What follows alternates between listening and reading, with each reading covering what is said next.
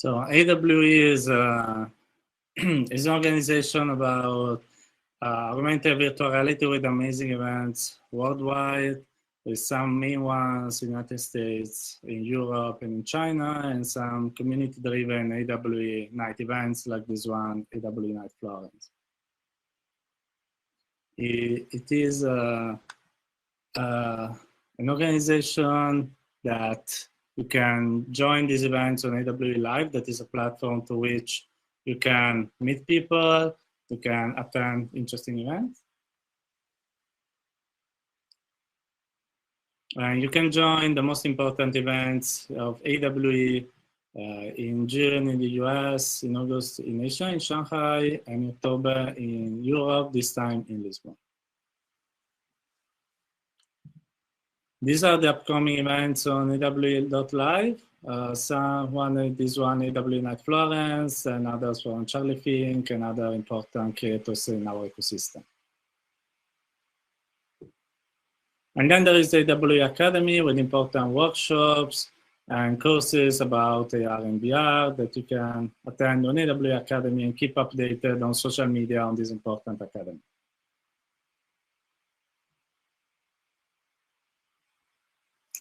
Welcome everybody from AWE Nite Florence, coming to you live from Laval, France.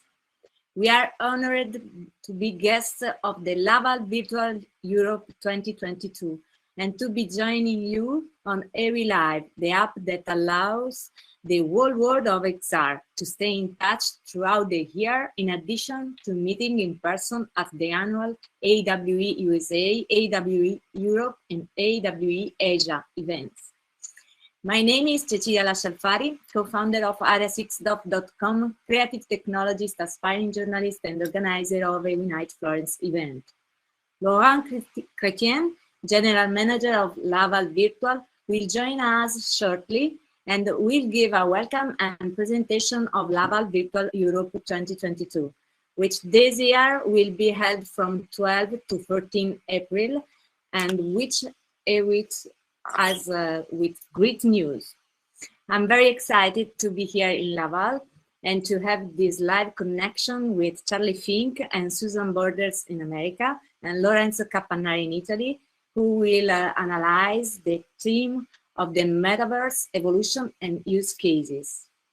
There are many questions that we all ask ourselves about the metaverse, such as what is the metaverse? How real is metaverse and what does it mean for us? How can I benefit from it? How can I best use it?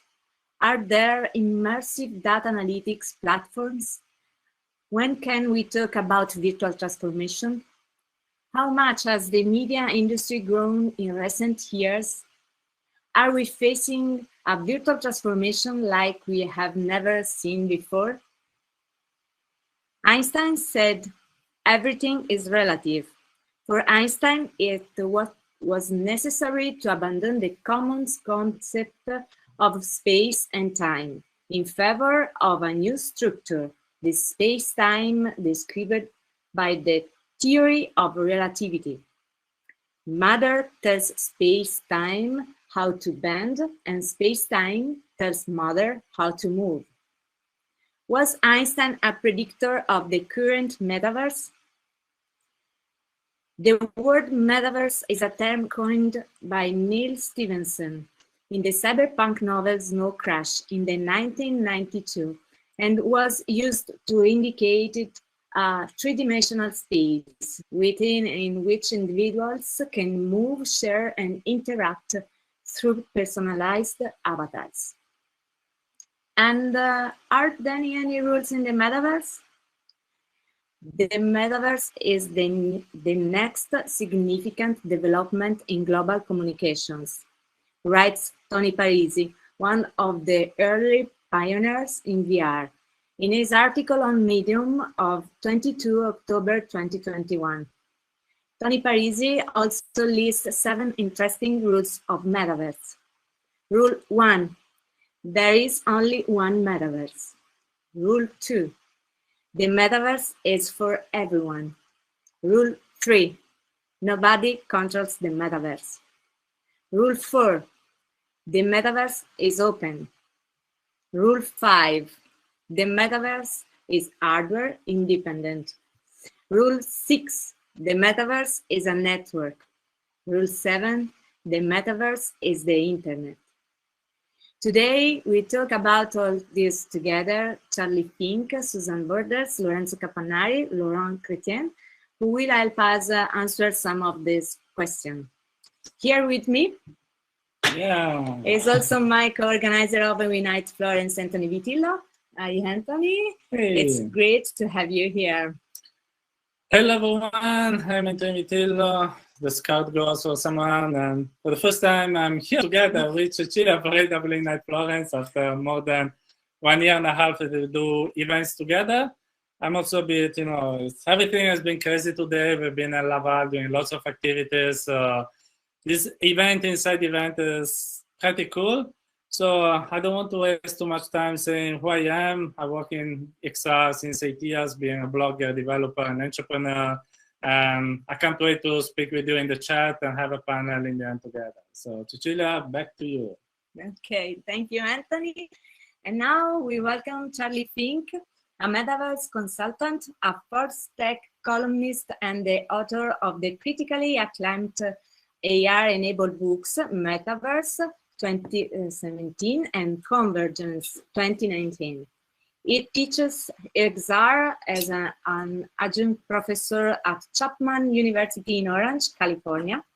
The title of his speech is Dissecting the Metaverse, the who, what, and why of an emerging platform. Hi, Charlie. It's a pleasure to have you here. Hey, greetings from Los Angeles, where it's 9 in the morning and a crisp 60 degrees. Since I taught 2 years online, I'm rather good at speaking to an empty room and a little green light. Let me get started with my presentation. I should say, well, let's see how this works out. Share. Are you guys seeing that? I assume someone will say something if you're not. So I'm writing a new book. It's called The New Metaverse Book. Why should I be the only one left out when 50 other people are writing books about the metaverse? Of course, you guys know me. I've been writing about XR for 6 years, I guess. As Tony and Cecilia mentioned, I've written several books on XR. They were AR enabled. They were books that talked the talk and walked the walk, if you will.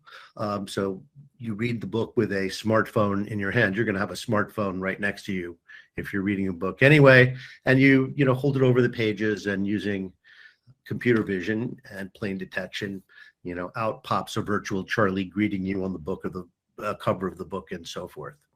My other book, Convergence, works the same way. It was the work of 20 people in the industry, including Tony, working together to discuss how technologies were converging that would make an augmented world possible. And in fact, all of that is coming to pass right now. So I've been in media and technology since 1983. So I am, like Tony Parisi, a genuine old guy. And I have 3 closely held beliefs, and I use it as a filter through which all of my analysis and thinking about spatial computing passes through. So first of all, as we all know, technology succeeds when it makes what we're already doing better, faster, and cheaper. And of course, there's no better example than Amazon. We check our phones 400 times a day. Why do I do that? Well, yes, I am a news junkie, but what I'm really looking for is email, messages, tweets that mention me, because people are the killer app, and we are isolated today. We are alone. So we need that dopamine fix of human contact even more desperately than we traditionally have, because of course being social is imprinted in our DNA. And finally, one thing that certainly is mentioned over and over again in many talks and by many thought leaders is that we really overestimate the short term. and we underestimate the long term. And of course, we're the metaverse or metaverses are a great example than that. Snow Crash, of course, was the first public novel to talk about the metaverse, and it's I love that it's a portmanteau of meta, meaning above everything, and then universe. Ready Player One, of course, extended this idea. It had two main differences with Snow Crash. One is that it did not anticipate the inclusion of the digital twin of the physical world in the metaverse. So it doesn't really have any AR to speak of, whereas in the Neil Stephenson book, people passed back and forth between simulations of the physical world and actual virtual, fully included virtual reality. So Ready Player One posits that in 2012, a video game company called Gregarious Games introduced something called the Oasis. And they provided a head-mounted display, and it was so great and so powerful that the whole world piled in there, sort of like the internet in 1995, with a huge surge of FOMO. We've been talking about the metaverse even before the rebrand of Facebook as Meta. We've been talking about the metaverse for quite a while, at least those of us on the inside. And then in January 2020, Matthew Ball, who is a venture capitalist, former Amazon Studios strategy executive, published on his very influential blog an essay about the metaverse. And he put out some concepts that I think, about which I think there's general agreement. That inside of the metaverse, you would have presence. The presence would be persistent, so that if you were in a room and broke a glass and you came back tomorrow, the glass would be there broken. And also with regarding to time. So, and at the same time, you would be in an environment that had unlimited simultaneous users, so that you could have a simulation or a simulation space with, you know, millions of people simultaneously present. For example, when we looked at the Travis Scott concert on Fortnite, you know, we were in 470,000 rooms of only 100 people. It's very hard by chance to run into friends there unless you coordinate and enter the game as a team. Ball talks about unprecedented interoperability. So by this, he means the ability of somebody on an iPhone to play in a game with somebody in VR or somebody on a game console, so that, you know, it doesn't matter what device you're doing. The metaverse is device agnostic, and you can move between games and between social spaces at will, bringing with you your backpack, if you will, that has within it, you know, currency that enables e-commerce. It can do microtransactions. So if 40 million people went to see Travis Scott and they all paid 10 cents, they would have made $4.7 million in 12 minutes. The way people throw around money and numbers today, $12 million, $4.7 million doesn't seem like a lot, but when you're Travis Scott or any individual, it does, of course. Everything counts in large amounts. Ball also talked about the ownership of digital land, as well as digital objects, again, that we purchase, that would be ours, that would be persistent, that would travel with us from place to place. Whether or not you'll be able to use the magic sword from World of Warcraft inside of Call of Duty remains to be seen.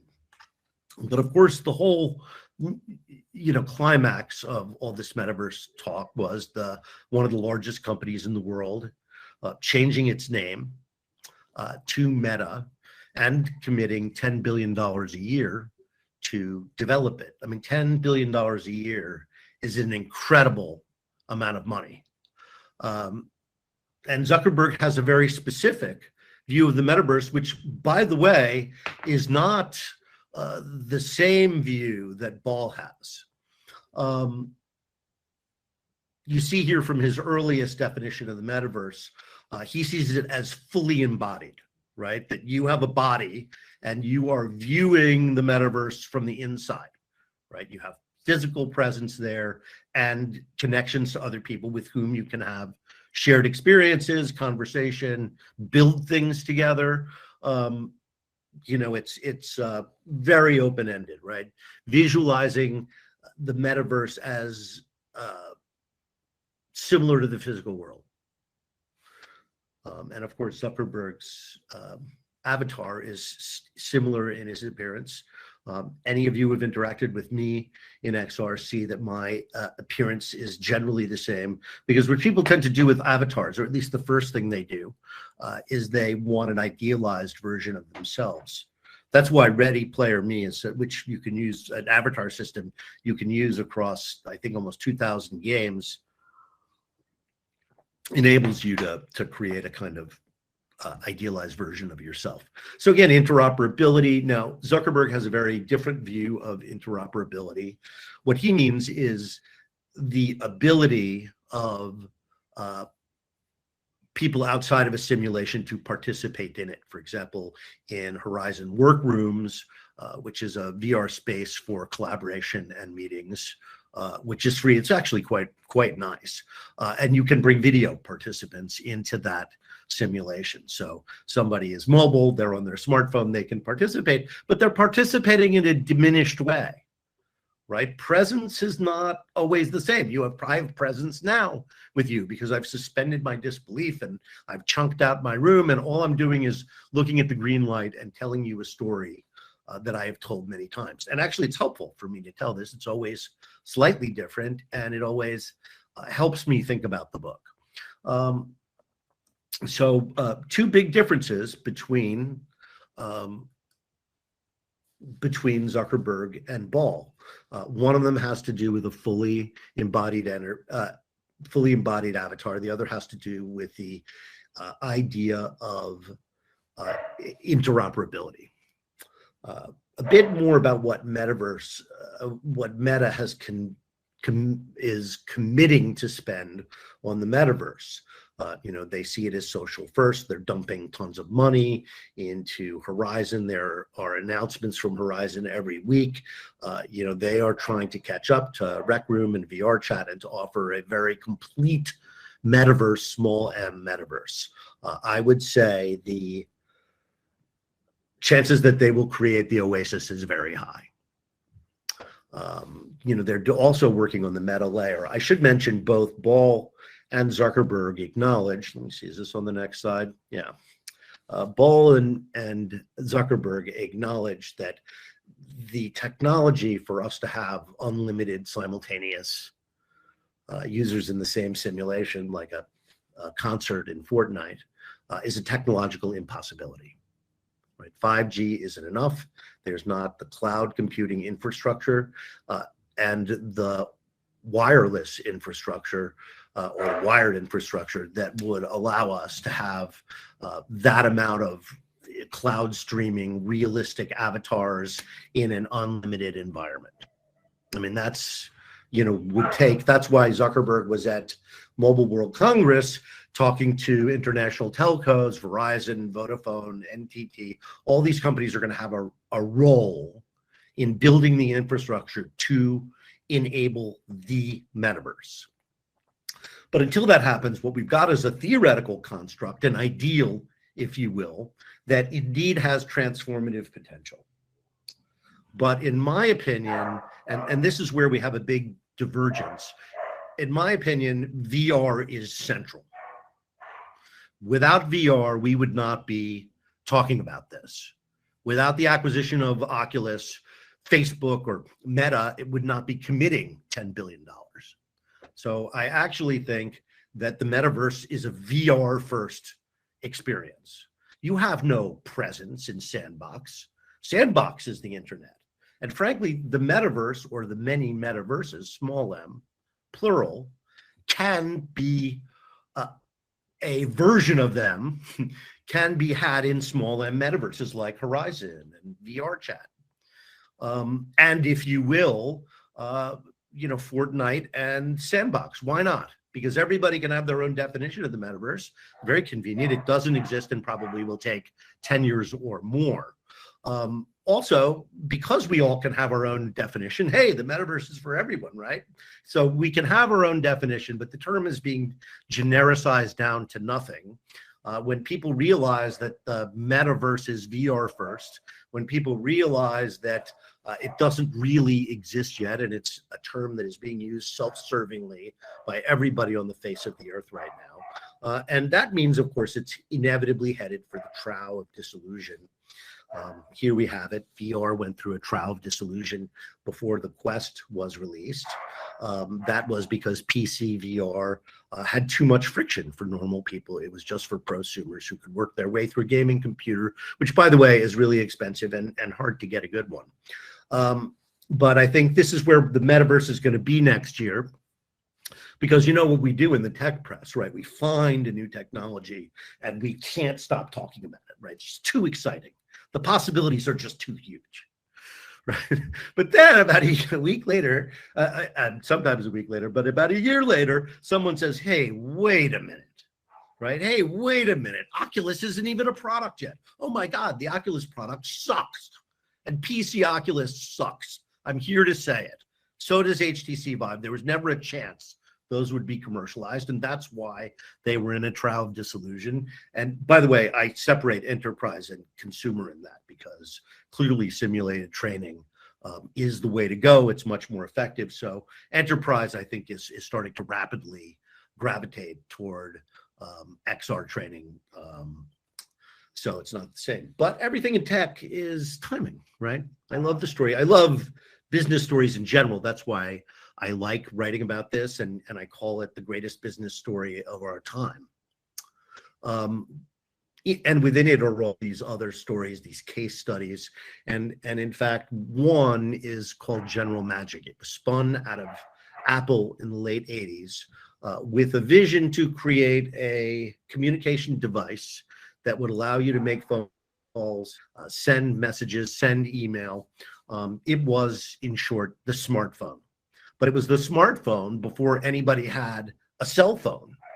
It was email and messages before anybody had email at home or generally at work. So it was a widely misunderstood product. And as a result, they sold 2,000 of them, and like Magic Leap ended up destroying the rest. I think they're expensive on eBay too.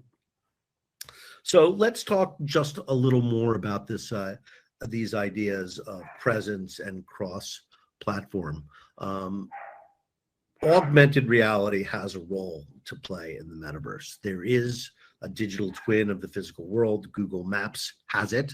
Other companies like Niantic, the company behind Pokemon Go, they are like Snapchat, a camera-first, mobile AR-first company.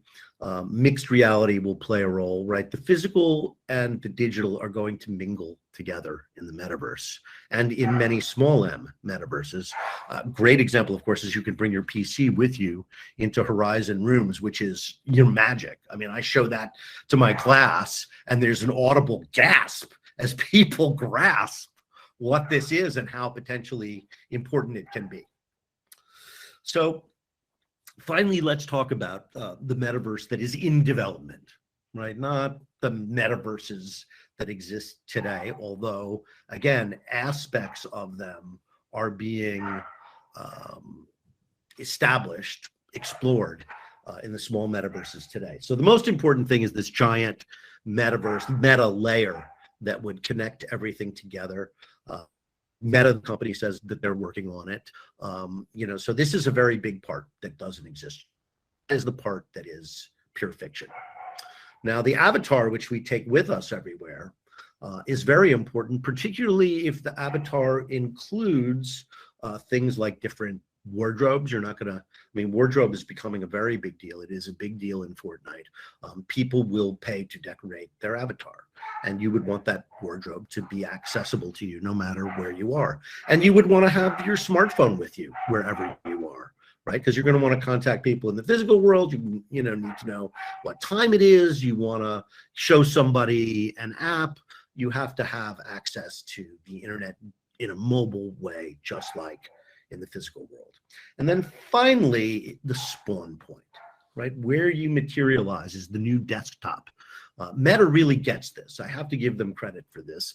They, you know, what you see when you log in right now is very conventional, and it's what you would expect, right? The experiences that you've downloaded that are ready to go, and then a store that gives you an opportunity to preview apps before you buy them. And it also, so this screen is going to remain part of it, but it's going to be diminished as you can move around that space, decorate that space. So there actually is a use for NFTs.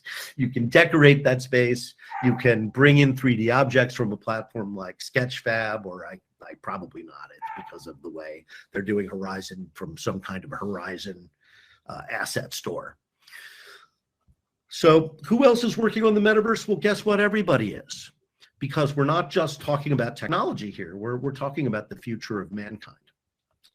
You know, we talk about Horizon and VR chat, and these are virtual worlds that have within them many other virtual worlds. Now, is that the metaverse? Well, as I said, sure, why not?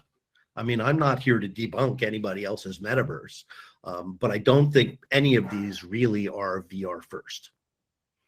So I don't think, you know, any of these qualifies as the metaverse. That said, of course, Grand Theft Auto is coming to the Meta Quest, and there is Call of Duty, although it's not accessible to everybody because it's, you know, the game is bigger than the 64 gig entry level $300 Quest 2. But, you know, the reason that people like Matthew Ball see in Fortnite and Roblox, see the putative metaverse in these games, is because there is a burgeoning e-commerce. People are, you know, the biggest brands and entertainment brands in the world are in there with Epic selling costumes that players own, just to use one example. So big M or little m metaverses, well, there's really no way a big M metaverse could exist. As I said, the infrastructure is not there yet. There are international borders, right? 3/4 of the world is looking at an internet very different than the one you and I are looking at here in the West. And the other thing is the unbelievable unintended consequences that the metaverse or a fully embodied internet could create. Unlimited brainwashing, right? You won't be, what happens when we can't tell what's real and what's not real? You know, what happens in Grand Theft Auto when, you know, you can kidnap the non-player characters and do whatever you wanted with them, right? To use one example, and we know psychologists have established that this behavior will be emulated in the real world, and everybody remembers the Newton killer. He was obsessed with Call of Duty, played Call of Duty 20 hours before he went and, you know, carried out the terrible mass killing. That is also true of the Swedish guy who attacked all those teenagers on an island retreat. So the unintended consequences, and you know what's scary is that Meta is leading our charge into these kinds of simulations, and it is the least trusted company in the world and least minded of unintended consequences, which, you know, arguably, I don't know, are destroying democracy, but, you know, nothing is too sacred in the name of profits. You know, with the diminishment of international borders, or I should say with the development of international corporations, you know, you have to wonder whether they are America first or whether they are profit first, and whether or not having profit first companies is even good for society. All right, let's talk about a few things that aren't the metaverse. Web3 is not the metaverse. Web3 means a lot of different things. People are using it to promote different technologies like blockchain. Originally, it seemed to be some kind of an infrastructure for crypto transactions, people who want to decentralize the internet. I mean, whatever, it's the metaverse if you want, but again, I can't see how a 2D game like Sandbox is the metaverse in any way. But okay, they're calling it the metaverse. Crypto, not the metaverse. NFTs, possibly useful in spatial computing, but again, by themselves, not the metaverse. The virtual land thing, I mean, is the metaverse, but it's stupid. because proximity is not going to matter, right? It's not going to matter if you're next door to Snoop Dogg's house, because we're not getting rid of hyperlinks anytime soon. In VR, we call them teleportation, but we do not get around in VR based on proximity. And if there was a virtual world in VR that forced me to walk everywhere, it is probably not the small M metaverse where I would spend the most time.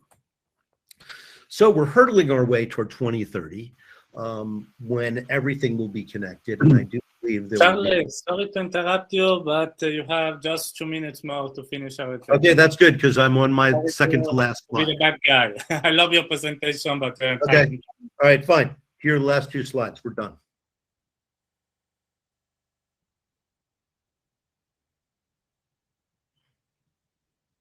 We had 2 minutes. No, let's go. Questions, or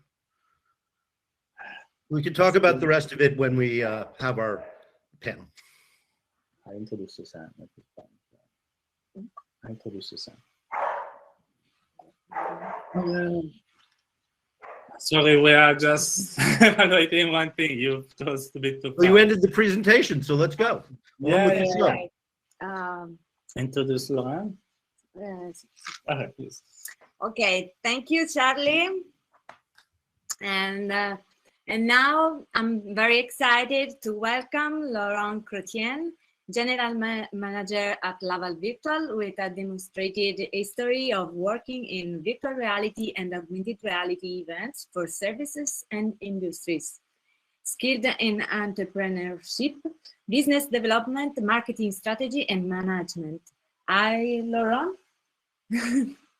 Thank you for welcome to Laval. We are so excited to be here at Laval Virtual and to have you with us this evening.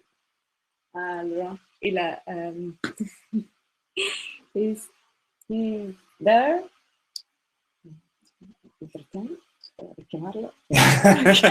Yeah, everything is live here. So Laurent is arriving in the building, but it's just to find things. Yeah, I was just looking in the chat, an interesting comment about we were all loving the overview that Charlie was having, especially I appreciated as well the comment about the internet. For 3/4 of the world, there's different internet from the West. So we used to have some consideration about the internet, and so we can imagine as the metaverse can become something, evolving that. But as he said correctly, it's like it's like that also for the metaverse, you have to consider that a great part of the world that is completely ecosystem different from us, both from cultural and also from technological standpoint. So it's an amazing point of view that I wanted to highlight because it's incredible. So it seems that is around. Yeah, Laurent has got lost, but we will find him after the amazing speech by Suzanne Borders, that is the CEO and founder of BadVR, one of the world's most important immersive data analytics platform. She is amazing. She's also a friend of mine. I love how she's able always to mix technology with creativity. So her speech is entitled Revolutionizing Data with XR, and we invite on the stage Suzanne Borders. Hey, Suzanne. Hello. Hi, how are you doing? Thanks so much for having me. Yeah, it's awesome. Yeah, great. Amazing. Well, thank you all for joining me. Are you going to be able to bring up the presentation? There we go. Perfect. Thank you so much. You might want to go and do the presentation mode.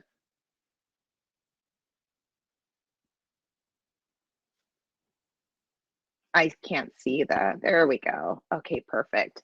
So as Tony mentioned, today I'll be talking about using XR technology to revolutionize the way we look at data, the way we interact with data, and the way we understand data. You can also think about it as, data in the metaverse as well. You can go on to the next slide. So a little bit about me. Thank you so much for the intro, Tony. But a little bit about my background. I'm the CEO and founder of BadVR. I spent, before I founded BadVR, I spent about 9 years of my life designing 2D data visualization and analytics platforms. But the unique background that I have is that all of the products that I designed prior to founding BadVR had non-technical end users. So when you think about, being a product designer or a UX designer for a data analytics platform, you make the automatic assumption that the people that you're designing that platform for are data analysts and data scientists.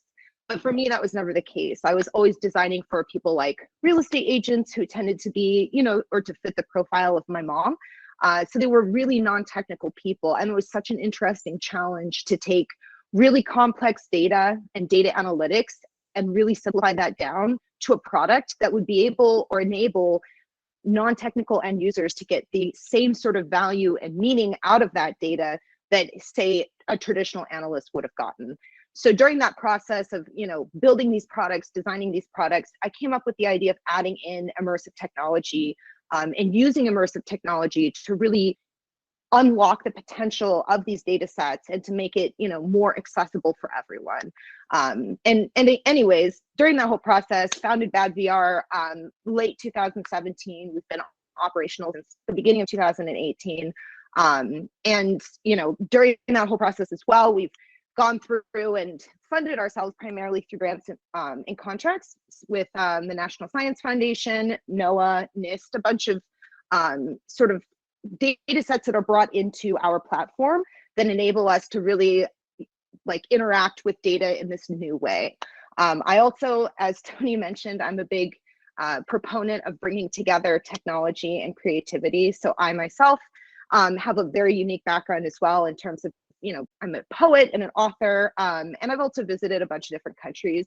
So, I like to bring that unique creative mindset to the process of building and designing my technology. So you can find me on Twitter at SUZANNE BORDERS.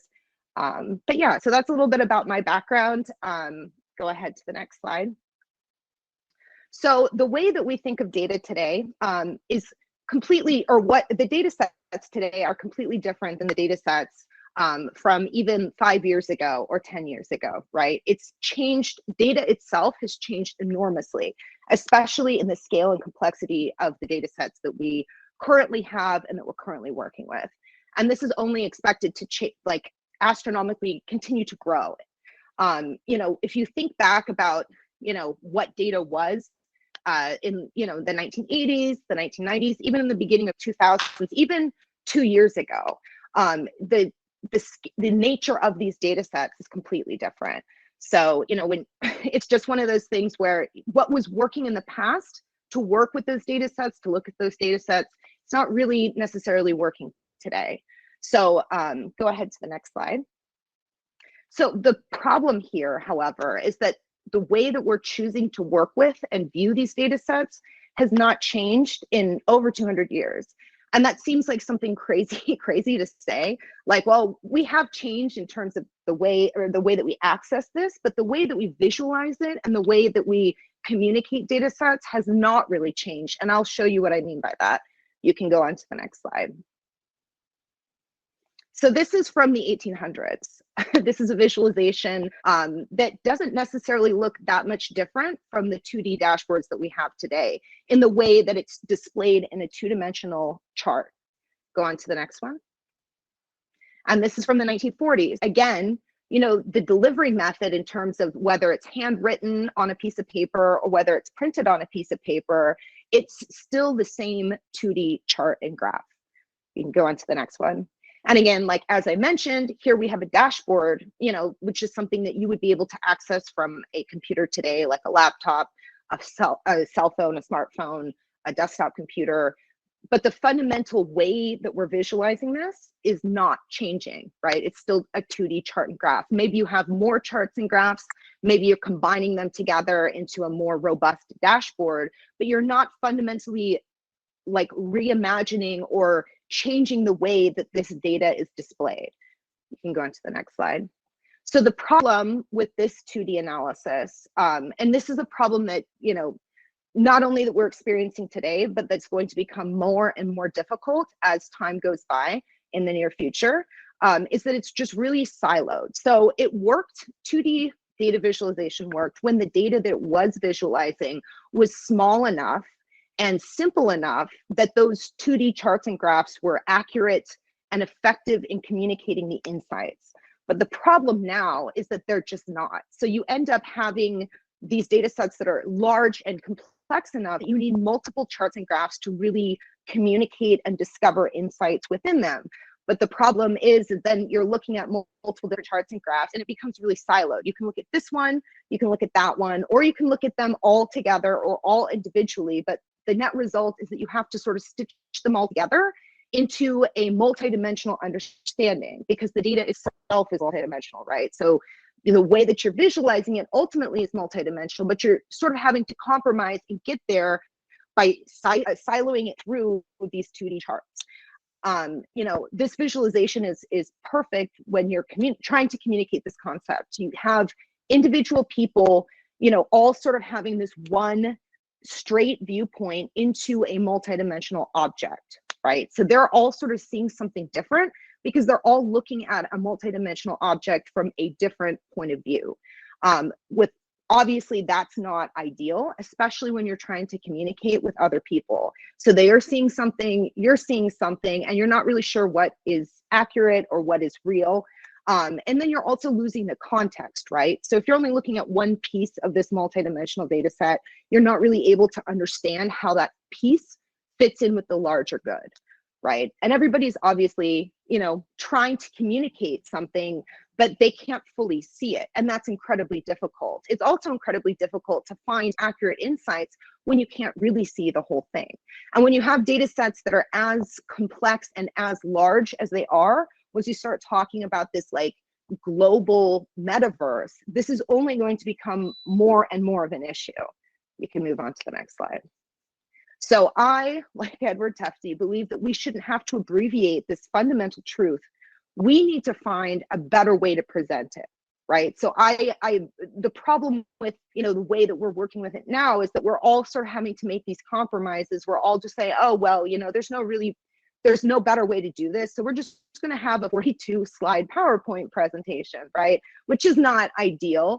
And I just am not happy to compromise like that. I do believe there's a better way. So let's go ahead and use this technology and use this opportunity to find a better method of presenting these data sets. So you can move on to the next slide. The solution, as you may well have inferred by the title of my presentation, so I believe adding an immersion will really help solve this problem. And when I say immersion, I'm not necessarily saying, you know, it has to be VR, it has to be AR, it has to be any sort of specific type of immersive technology. It really is just adding in that factor of dimensionality to the presentation and to the experience of working with data sets. So a great example of what, you know, the problem is with 2D and how 3D adds value to it is communicated by this visualization. So this is a sculpture by the artist called Bernard Praz. I hope I'm pronouncing his name right. If I'm not, I apologize. But basically the concept is it's a piece of art with items placed in a room, right? And you walk into it and those items just look like a total mess from several different viewpoints. But if you stand in one specific area and you look at those items, it creates this picture. So the concept here being that if there is something that is multidimensional, you really truly only understand it by experiencing it multidimensionally.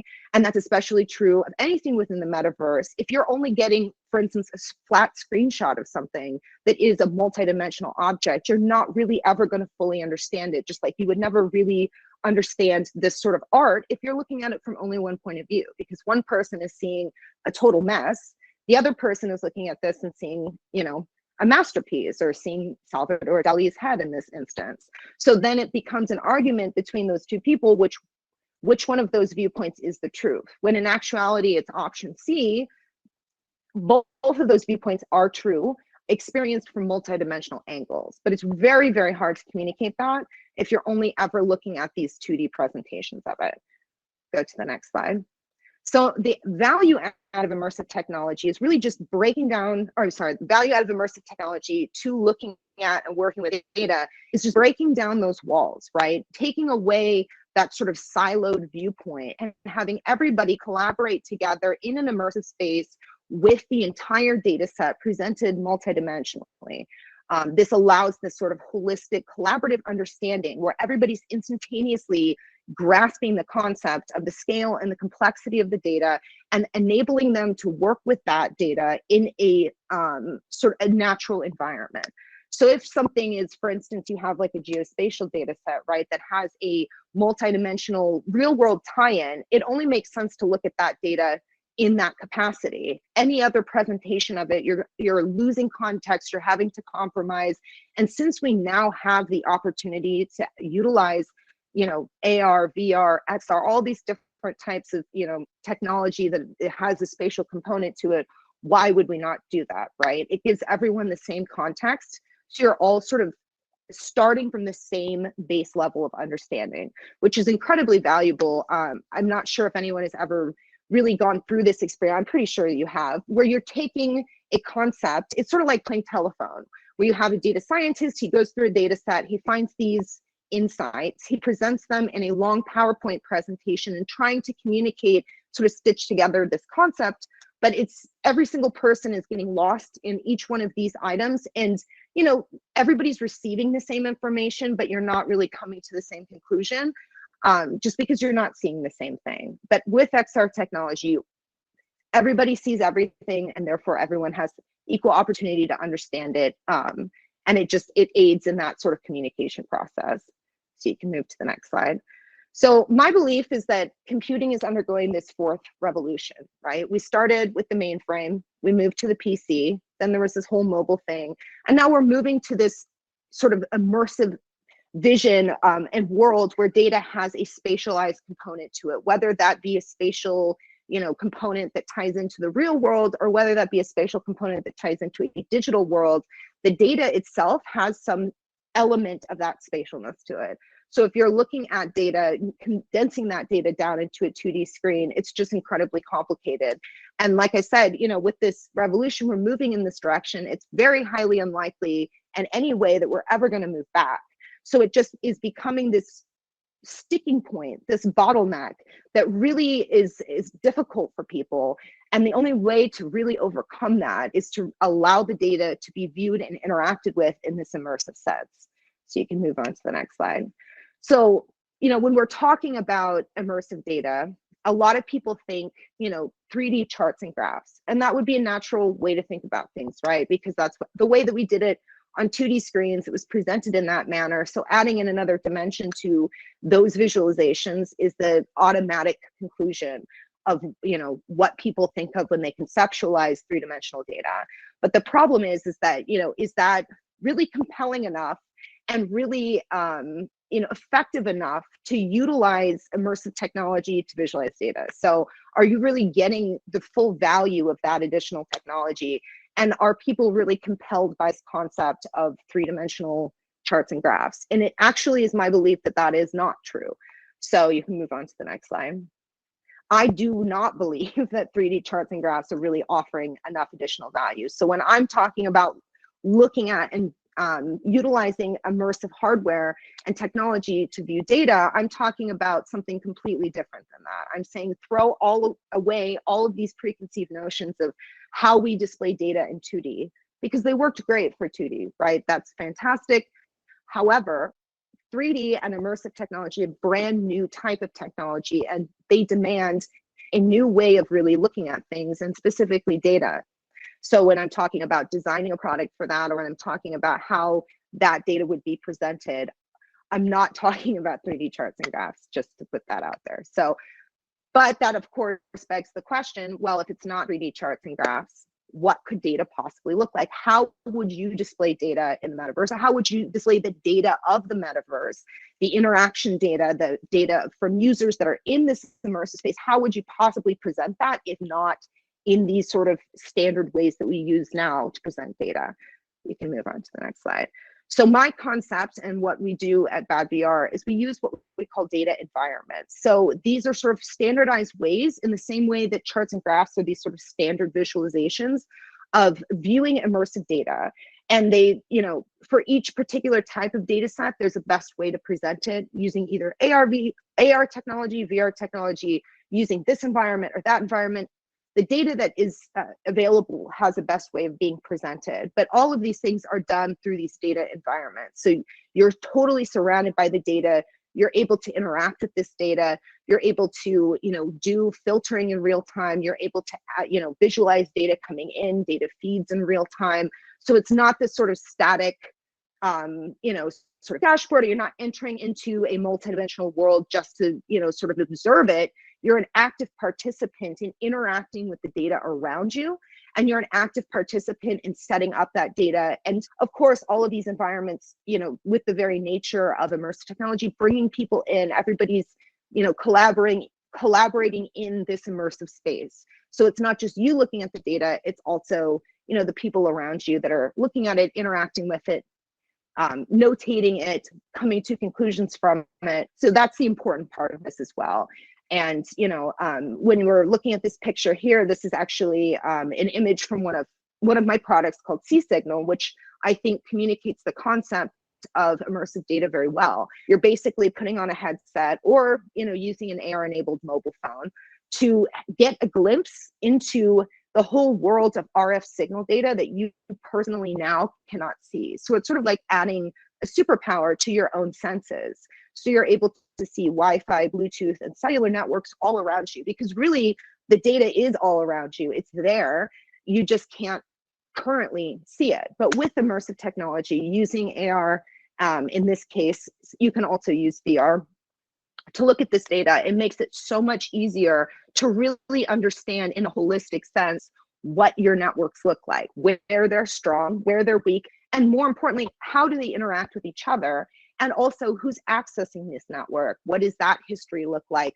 Is there something in the room that's transmitting signals and you're not aware of it? All of these things, you know, are possible with the C-Signal technology and allow you to really have this like understanding of your world in a multidimensional sense and the data around you in a way that just is not possible without, you know, this product. And it's really exciting, you know, conceptually, because this is a way to look at data that is not a chart or graph, but really does make sense and showcases this concept of multidimensional data. So you could go to the next slide. So I think, you know, going to like the core pillars of what's important when you're talking about an immersive data display, moving back and forth between slides, is that all of it has to be interactive, right? Because if you're bringing, either looking at data from something like a metaverse experience, you're looking at data that's created by a multidimensional experience, or you're looking at data that's coming from some other place, like either the real world or, you know, a not like dashboard that you had previously. All of it, you have to be able to interact with it. Using immersive technology to just put data out there in a static way doesn't really make sense. And at least in my experience, it's really great to be able to use sort of natural gestures for that as well. So just being able to have really simple interfaces, really simple ways to communicate that data and interact with that data, like reaching out and grabbing a stick, being able to get a signal reading, stuff like that is really important. And it's also really important to be able to bring in multiple different types of data sets, because the whole value add of using immersive technology is that you can have a much larger scale of information, and that you're able to interact and drill down into specific points in that information without losing that broader context. So you're looking at, you know, large scale patterns, while also simultaneously being able to drill down and see that specific individual data point. It's also important to be device agnostic, and I think that that's something that in the future really won't necessarily be as important as it is right now, because I think all of it is sort of converging into one device, which, whether that be a headset or whether that be a contact lens, you know, the differences between AR, VR, and XR, mixed reality, I think all of that will just sort of converge into one, you know, thing in the future. But for right now, you know, I think it's important that we focus on this accessibility. So whether people have headsets or whether they have phones or whether they have some other device that allows them to sort of get a view into that world, I think it's really important to support all of these things, especially because a lot of the devices are either not available in all parts of the world, they're really price prohibitive, or people, you know, just aren't willing to sort of go all in on that. But if you give them a window into it from like mobile phone, it really sort of draws their interest and maybe gets them a little bit more engaged. And then I think the last part of it is this utility first approach. And I think this is really important, not just for data in the metaverse or, you know, visualizing data. I think it's important across the whole sort of immersive spectrum of really focusing on solving real problems, and then focusing on products that have a, you know, usability front of mind. A lot of issues, at least that I've experienced with people in immersive technologies, they put on a headset and an app that they're experiencing just really is hard to use. There's not a lot of like best practices for UX design or for product design in the AR and VR sort of industry right now. So what ends up happening is a lot of these apps are just really difficult to use. People aren't really familiar with it. There's no sort of like established baseline for their expectations on things of how they work. So I think it's really important to like focus on that, making it a utility first approach. Anyways, So, I think sorry I'm probably running out of time. Yeah. Again, but you have 2 minutes to finish. You too. Great. Thank Sorry. you. Yeah, no worries, no worries.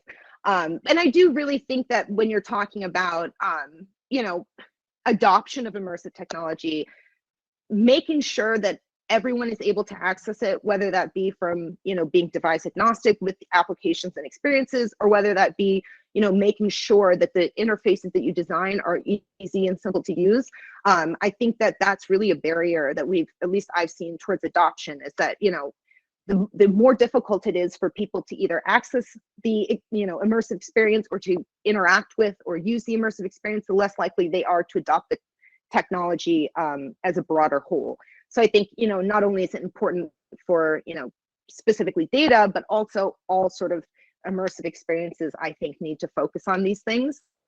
So we can, as an industry, sort of focus on upping the adoption level. So you can actually go to the next slide, which I think is the last slide. I go one more. I do have a video if we wanted to play this. I don't know, we're sort of having issues with sound before, but this sort of displays this concept of what data looks like when it is immersive. And this is obviously using AR technology. So you're still seeing the real world, you're seeing data overlaid on the real world.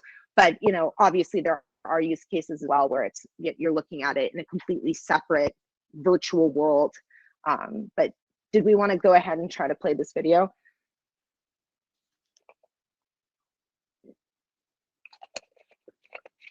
Hello?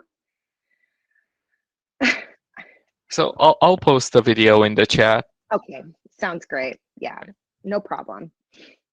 Yeah, just conceptually, it's just one of those things where a lot of the times people just don't, they have a hard time understanding, you know, data. What does it look like if it isn't these like 3D charts or graphs or a 3D dashboard, or even, you know, people have concepts of it being a bunch of, you know, like instead of having 5 flat dashboard screens, we have like 1,000. And to me, that's just really not, and from our research, it just doesn't, that doesn't really work. But this concept of having data be this multidimensional, you know, environment or experience is really the best way to utilize the space offered by immersive technology. And I think as we go more and more towards having a world in which we have, you know, this metaverse, and we have more immersive apps and tech, you know, use cases, there's going to be data that's generated from that we are going to have to also find a way to visualize and use.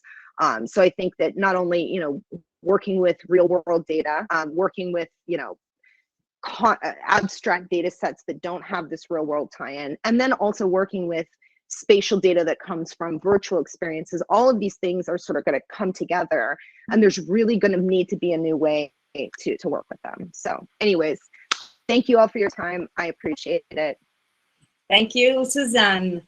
And now I'm very excited to welcome again Laurent Chrétien, General Manager at Laval Virtual. Hi, Laurent. Thank you for welcome to Laval. Thank you for the invitation. Please. Okay, so first, sorry for the delay because there is a lot of side events to Laval Virtual, and I have to go from events to events. Maybe as we are speaking about the use cases of metaverse, maybe I should first give my definition of what is or what will be the metaverse, because according to me, there is no metaverse at all today. Metaverse is the convergence of several technologies, convergence, of course, of what is visible. It means the virtual worlds, and the convergence of other technologies such as blockchain, such as AI, such as cloud computing. And if you go on the hardware side, all the devices who will permit to feel, to see, of course, but to hear, to feel, and to the haptic devices and so on, will permit to make much more things inside of the virtual world.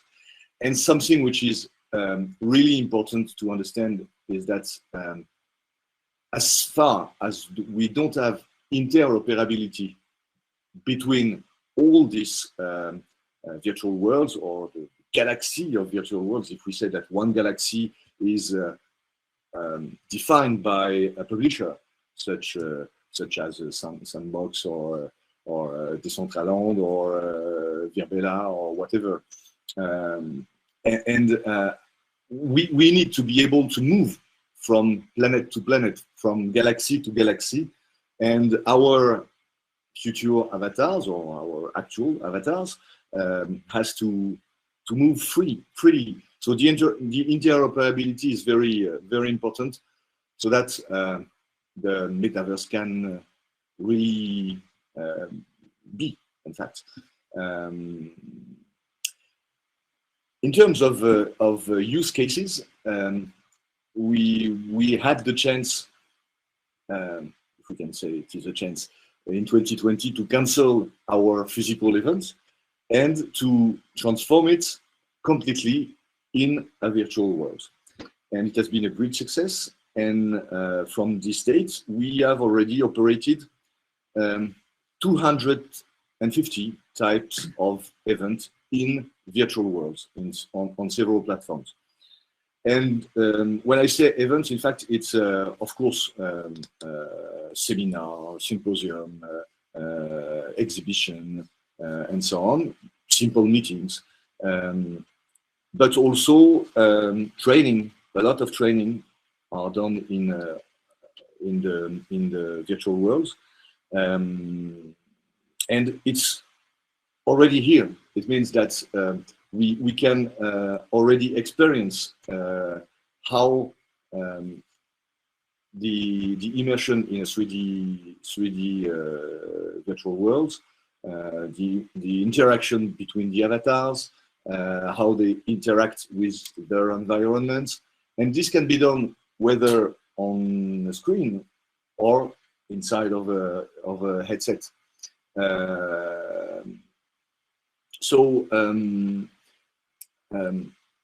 What we experienced is that the people are much more involved, much more open to speak, to encounter, to feel things, to learn, and of course during 1 year and a half, less than 1 year and a half, 1 year, let's say, we did only virtual events. And now we are starting to move to hybrid events, how you can combine these virtual worlds and the future metaverse with the physical part of training, of an event. And it's changed completely the way to conceive the event and the operation. But it's here. It means that, of course, the metaverse will last maybe 3 to 5 years more, to maybe more. But the beginning is here, and there is a lot of companies starting to use directly or to learn how to use these virtual worlds. We are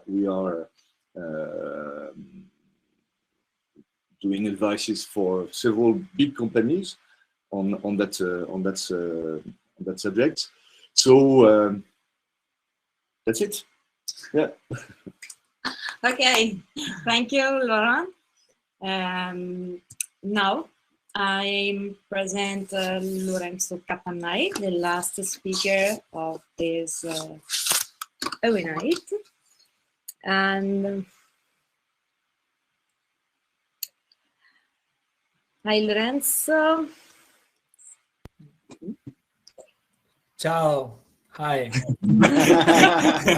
Sorry, just one moment. Okay. And now please join me in welcoming Lorenzo Cappannari, CEO of AnotheReality, professor on the metaverse-related topics, and author of a book entitled Possible Future: How the Metaverse and New Technologies Will Change Our Future, published in March 2022 by Giunti Editore, one of the most important Italian publishers, for which I carry out a research path in the field of new technologies. Lorenzo is also the organizer of an event to be held in Italy on April 21, entitled The Era of Virtual Transformation Begins Now. His speech is called Toward Virtual Transformation. Hi, Lorenzo, please. Ciao, Cecilia. Thank you. Thank you. I will share the presentation in a second. Okay, so thanks for the invitation. I will try to be rather quick, give you an overview of what I have covered in my latest book, which is called Possible Futures: How the Metaverse and New Technologies Will Change Our Life. And actually, I started writing the book before the new word metaverse became hype. So we added metaverse later on the cover. But obviously, the metaverse is the main topic of all of us working in the XR environment for quite some time. Let's see what, in my point of view, the metaverse is. The metaverse is many things. It's, first of all, a new paradigm connecting physical and digital world. So basically the next iteration of the internet that is seeing our physical and virtual lives converge.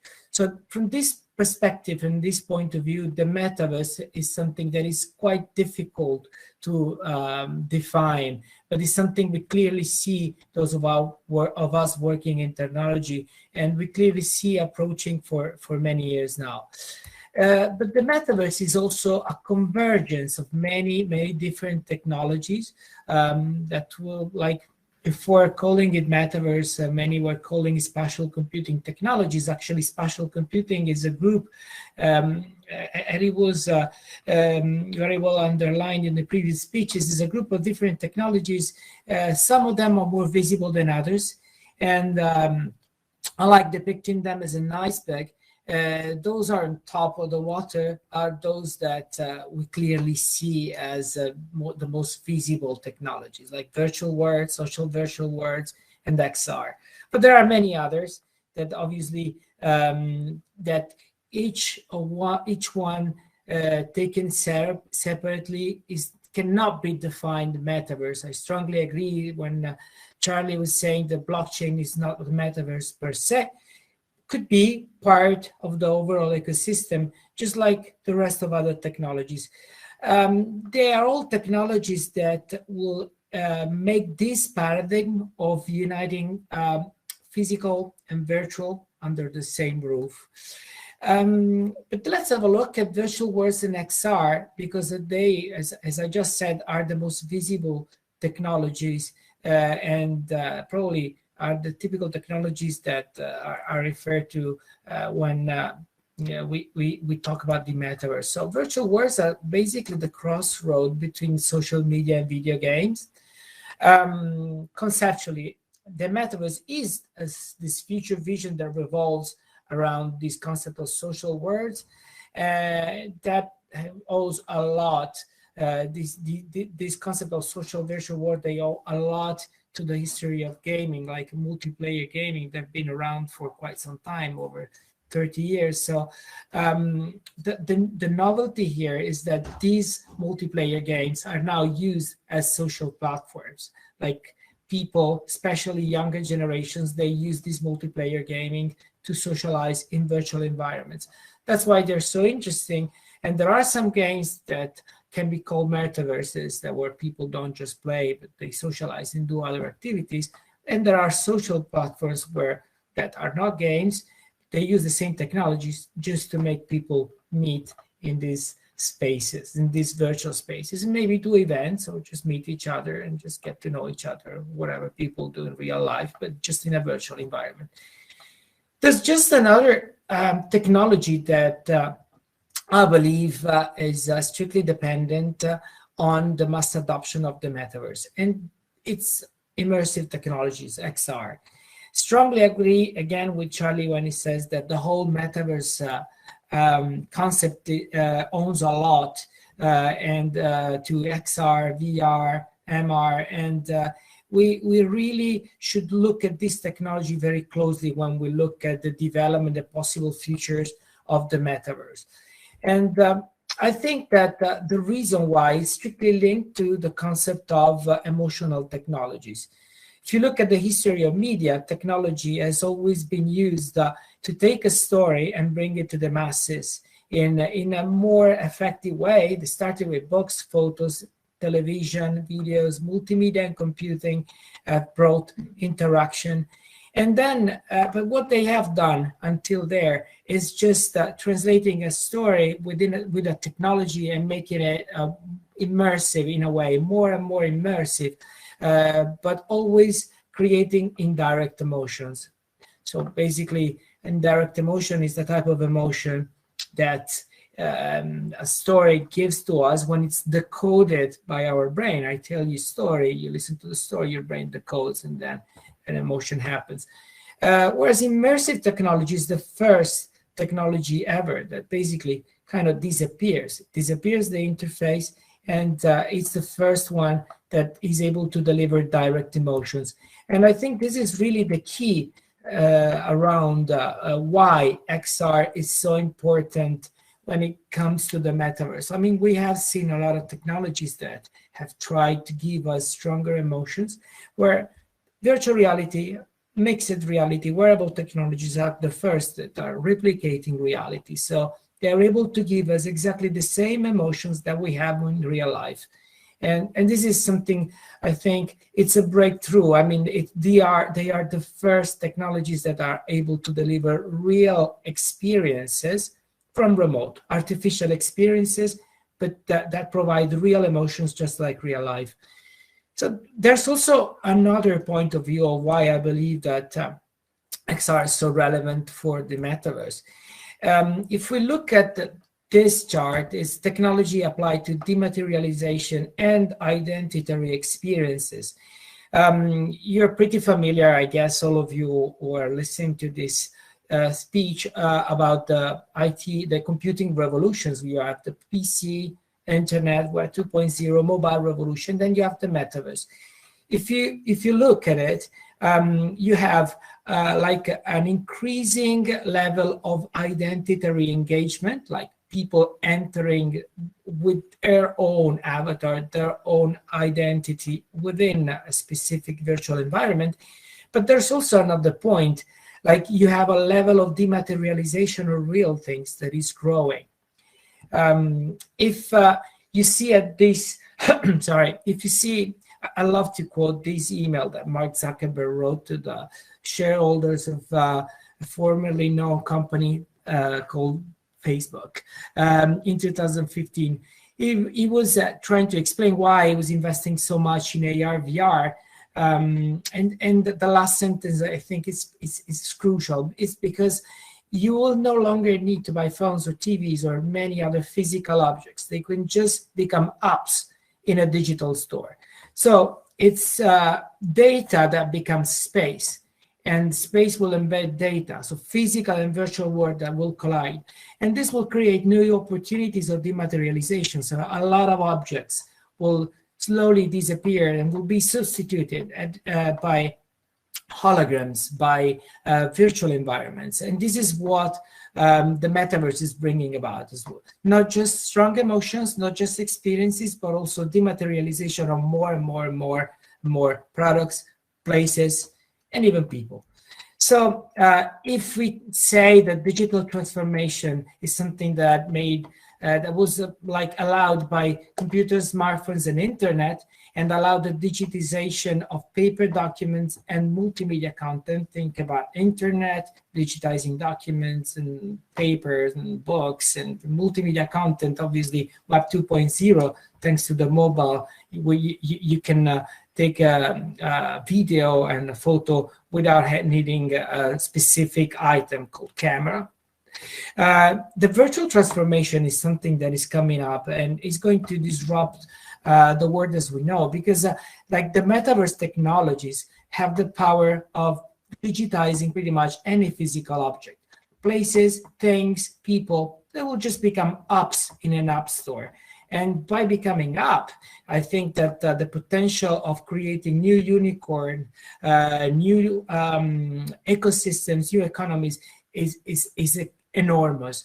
But the only way of making this happen is to deliver like a very fluid technology without any kind of friction. And that can happen, in my point of view, only thanks to clear adoption of XR technologies. XR that have already shown the potential. So virtual transformation, as that we just tried to define, has already shown a potential in 5 pillars. So in healthcare, culture and arts and storytelling, entertainment, socialization, just seeing social virtual worlds. And then we have education and business. Business, we all have, like, you could drill it down further, but if you take these 5 pillars, you can probably, most of you can recognize a lot of interesting use cases where XR and the metaverse and the virtual transformation technologies we've been talking about are already delivering value. But the value that these technologies will deliver will come right in the future, when the metaverse technologies will become more massified, more mature.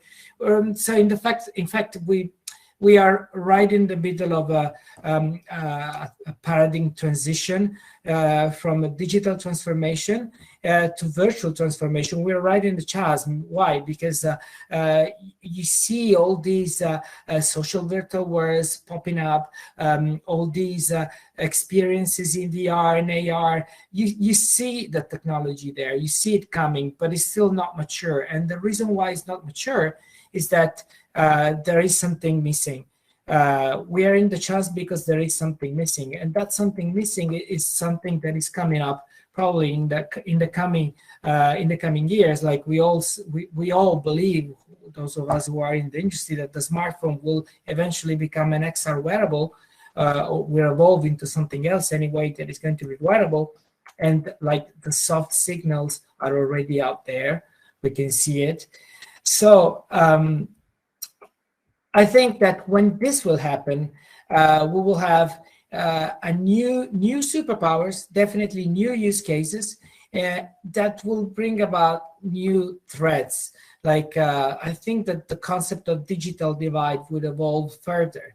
So new superpowers will come, like remote schools, remote office, virtual tourism economies, cities, augmented cities, virtual paths assistance, predictive healthcare, human augmentation, and so on and so forth. And each one of them will have some threats. And just we know that consumer technologies, massified technologies bring almost existential threats to our society. We have seen it.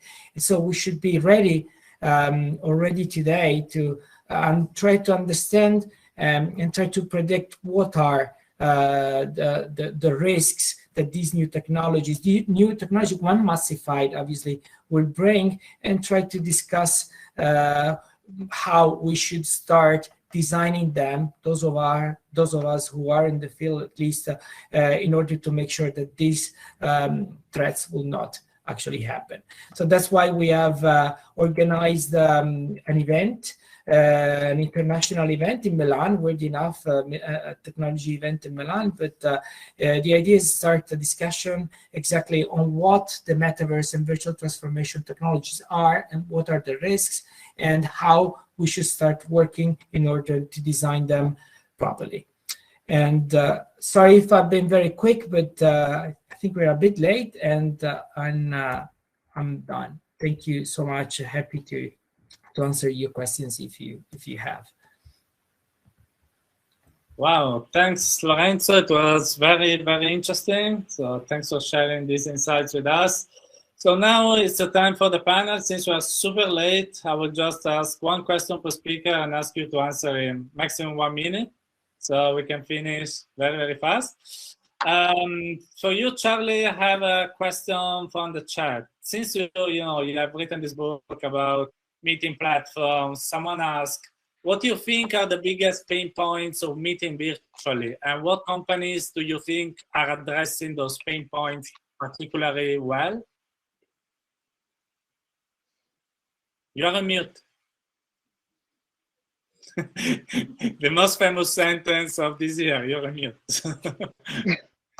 Sorry, I turned off my sound because my dog was going crazy earlier. The issue of remote collaboration, as I predicted, most of the companies that went into remote collaboration in 2020 have either folded or pivoted like Spatial has. Engage has doubled down, and of course the big event was that Meta Horizons workrooms, which is certainly the best, but I don't know how many people are going to do remote collaboration on the platform of the least trusted company in the world. So, they have that going against them in almost every respect, even though they're spending the most money. While we're on that topic, I mean, every day I go to sleep hoping that they've learned from the mistakes that they've made, and every month I'm reminded that they have not. So this is the same management, the same people. I think that's one of the big questions about the oasis that they're building. I mean, just because they build it, do we want to live there? On the other hand, knowing what we know about them, we're all still using Facebook, Instagram, and WhatsApp. So if the app is good enough, we'll put up with even the most questionable management. But in terms of remote collaboration with business, I think people are extra secure and there are better options. Well, what we see in remote collaboration is, to the limited extent it's being used corporately and Accenture is selling hard, it isn't used that often or preferred in any way. So it's having trouble getting a foothold. I have no doubt that remote collaboration and business collaboration will be a big application in the metaverse. But I think we are, like with the real metaverse, big M metaverse, probably a decade away from that. Thank you.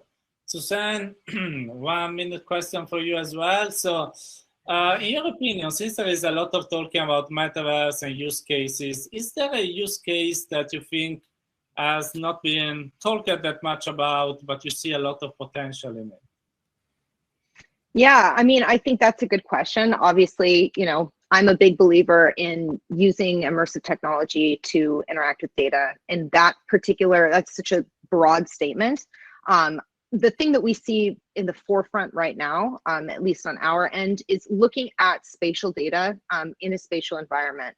So like I was saying about the C-Signal product, actually looking at real world data overlaid on the real world. So using, the technology to have this sort of window into what's really happening right here, right now in your actual environment, and then being able to use that data to make real world decisions about it. So one of the use cases would be like for telecom, for 5G, being able to visualize the coverage of a particular area and then make adjustments in real time to optimize the strength of the network. So that's a huge use case that we're sort of honing in on, and that we get a lot of interest in and a lot of stuff. And I don't think that a lot of people really, I mean, that one's very hyper specific to one industry. But I don't think a lot of people really talk about that one a lot or speak on it a lot. So that's a good example of it. Obviously, collaboration is a huge one. I agree with Charlie on that too. I think there are still a lot of limitations to it. I think if the way that you're doing collaboration, if you're able to do it without having to go through to a cloud, you're talking about local collaboration. There's a lot of, you know, we've seen a lot of interest in that as well. Training is a big one. But yeah, so that would be my answer without going on too long.